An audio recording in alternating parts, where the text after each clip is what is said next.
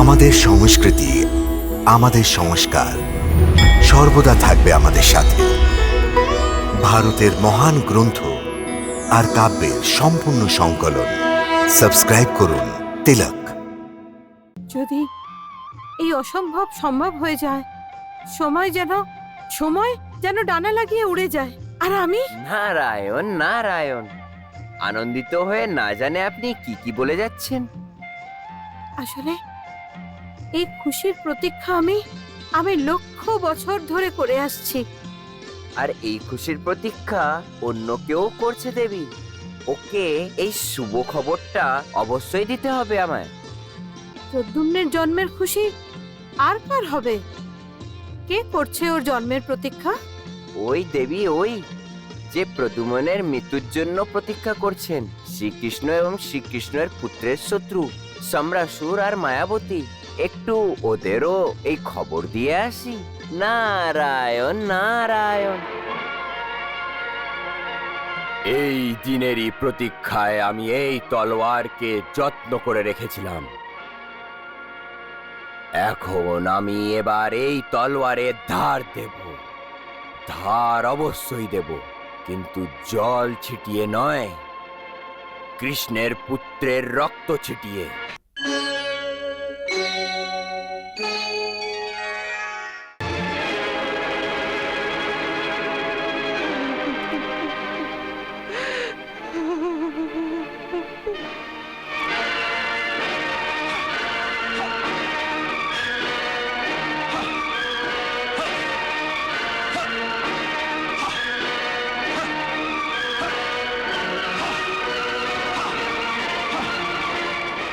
নারায়ণ নারায়ণ নারায়ণ নারায়ণ।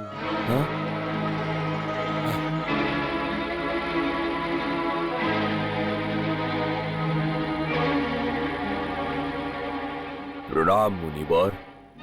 প্রণাম মণিবর। পুত্রবধের দুঃখ সংসারে মা এবং পিতার পক্ষে সবচেয়ে বড় কষ্ট হওয়ার কথা। হ্যাঁ মণিবর, এই দুঃখের বোঝা ওঠানো তো একজন মায়ের দ্বারা ওঠানো যায় না। একজন পিতার আত্মাও এই দুঃখের বোঝাতে কাতর হয়ে যায় মুনিবর। কিন্তু মায়াসুরের অস্ত্রশস্ত্রের ওপরে চোখের জল ফেলে কি লাভ? তোমাদের দুজনার হৃদয়ে দুঃখের যে দাগ লেগেছে, ওইগুলো কি চোখের জল দিয়ে ধুয়ে যাবে? না মুনিবর, না। আমাদের পুত্র বিচ্ছেদের এই দাগ আমরা মুছতেও চাই না, আর ধুতেও চাই না। দেব ঋষি, এখন ছাড়ুন আমাদের দুঃখ এবং সুখের গল্প। আপনি তো ত্রিলোকে ঘুরে বেড়ান, কোনো বিশেষ খবর নিশ্চয়ই আছে যা আপনি আমাদের শোনাতে এসছেন।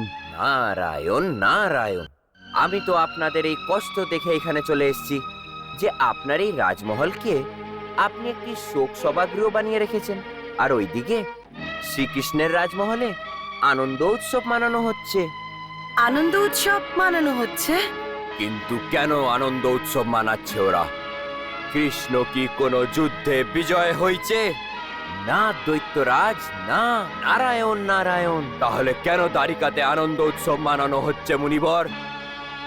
আমাদের ধৈর্যের পরীক্ষা নেবেন না, অতি শীঘ্রই বলুন কি খবর নিয়ে এসছেন।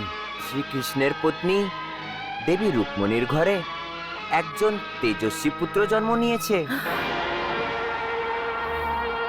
আচ্ছা, তাহলে এই ব্যাপার।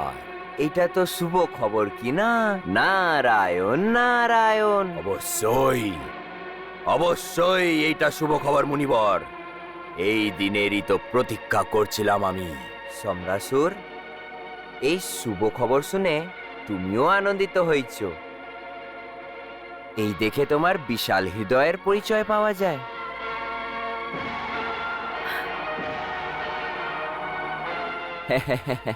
আচ্ছা, এখন আমি আসছি। নারায়ণ নারায়ণ নারায়ণ নারায়ণ।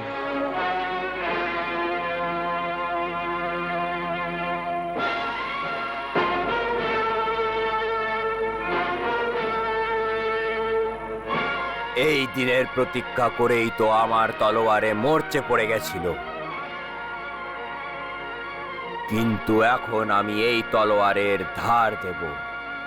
হ্যাঁ, অবশ্যই দেব, কিন্তু জল ছিটিয়ে নয়, কৃষ্ণ পুত্রের রক্ত ছিটিয়ে।